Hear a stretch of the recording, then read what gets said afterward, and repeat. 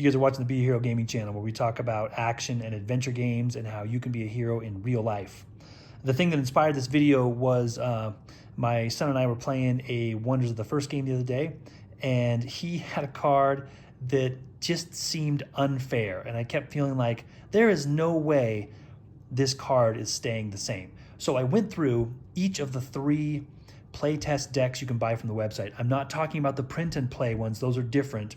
I'm talking about only the 3 decks that you can order from the website that are the print and play decks that, let's see here, that have this on the back of them. So these decks that have this on the back, these are the ones I'm talking about. And so anyway, I went through and searched through all the cards and thought there's got to be some changes made to some of these cards. And yes, there were. I was actually surprised how many of those changes there were. So with that said, remember, change is a good thing, even though I'm going to complain about some of the changes here for some of these cards I wish wouldn't have changed. Some of them I like the changes. Change is good.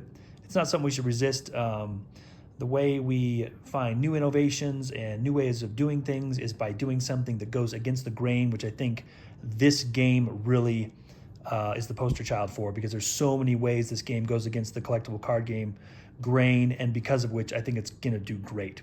So let me just go through this here a little bit. I've laid out here the cards from each of the decks that have changed. And I want to just get up close here so you guys can see these.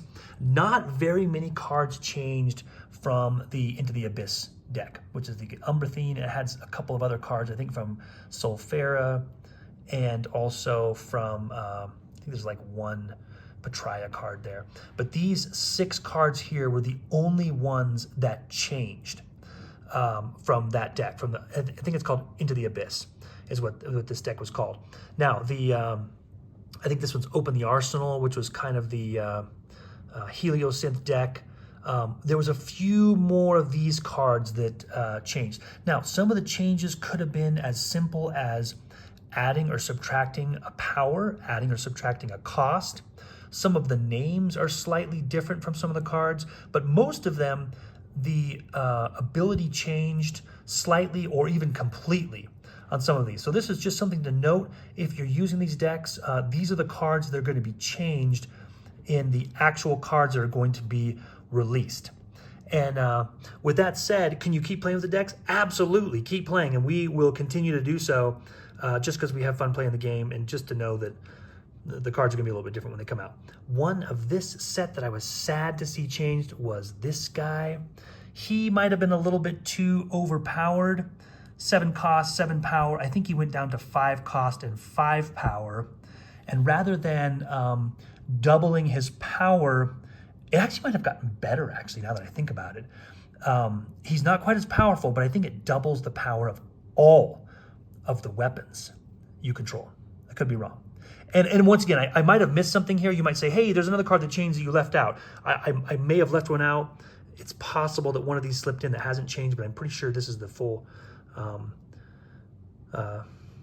gamut, I guess, of all the cards that have changed. Now, there's a lot more cards that changed from the Dragon Dynasties deck here.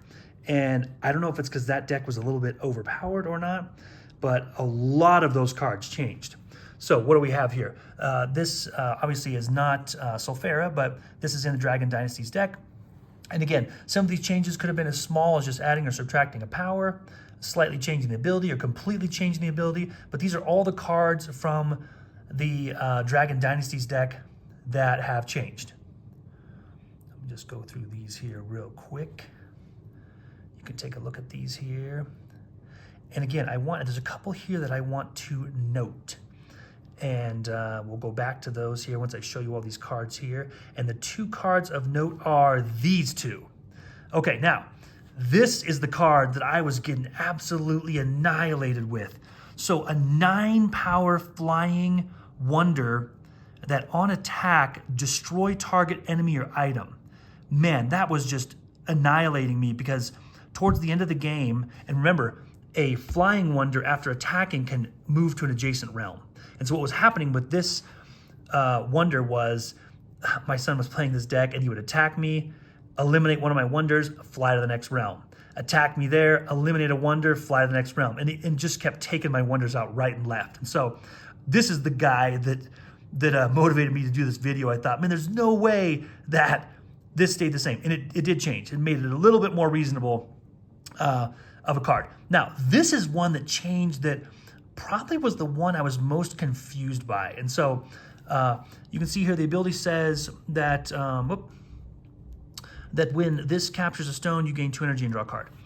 I think, and I could be wrong, again, not entirely correct with this, but it changed something to the effect of a Hoard 5 ability. So if you control 5 or more stones, I'm trying to remember, I should have been better prepared, but I believe you gain energy and you draw an additional card at the beginning of the phase, which, man, just seems like, first of all, if you're controlling 5 stones already, the game's almost over. I mean, again, sometimes it comes down to the last round, sometimes it might not be, but if you're controlling 5 stones and then you're getting more energy and drawing an additional card, it just seems like the game is over after that point. So that was kind of the biggest one that I didn't want to see changed that drastically, because I hope that's not going to be a game-busting card. Maybe not.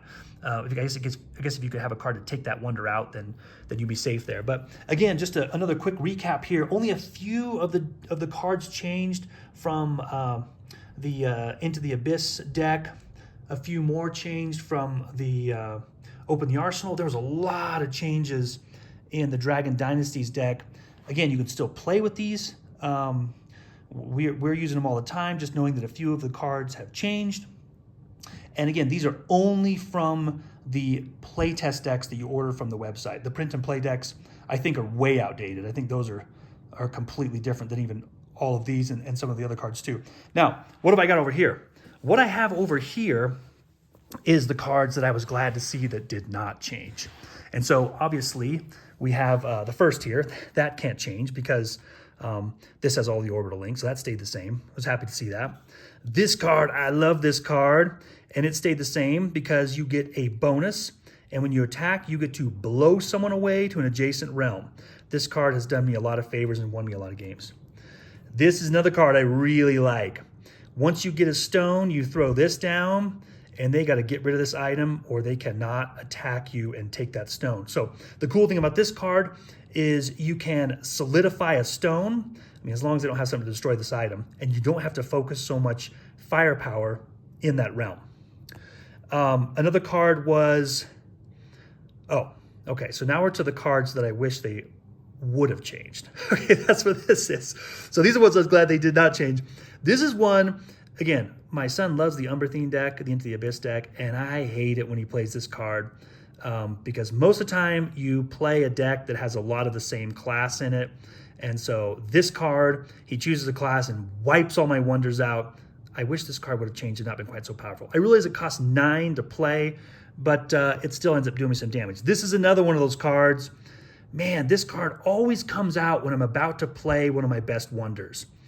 And essentially, when you play your next wonder, it's toast. And so the only way to go around that is you have to get rid of this item or play a wonder you don't care about to get rid of this item. So that wonder can be toast instead of your good one. Okay. This is a card I like. I was glad this one did not change because it's only good when you play it. When they play it against you, I guess it's kind of a double-edged sword. I like it if I play it. I don't like it if it's played against me. This is my favorite. Yeah, the Dimensional Piercer. A little bit expensive to play, but man, you blast someone with this and they're back in the deck. So you can put this on one of your guys where you maybe one of these guys is hanging out at, and you can blast them away and they're getting shuffled back in the deck. Great card. I'm glad that didn't change. And let's not forget everybody's favorite, Emma Fixum Shock Bite is still the same. And I hope that's helpful, guys. Again, just some of the cards that have changed here, some of the cards that stayed the same. Just pay attention to that when you're thinking about decks you want to make, that there's going to be a couple cards that are a little bit different in the final product than in the playtest decks. Again, change is not a bad thing, except for if it's a couple of cards that bug me. But anyway, change is good. Change makes us better. And I think when we go through your lives, if you resist change and want to be the same forever, that's not going to go well for you. So find some areas you can change, that you can be better, you can improve your life, and play some games, be a hero. Thanks so much for watching. non-edited. Thanks so much for watching. You guys take care.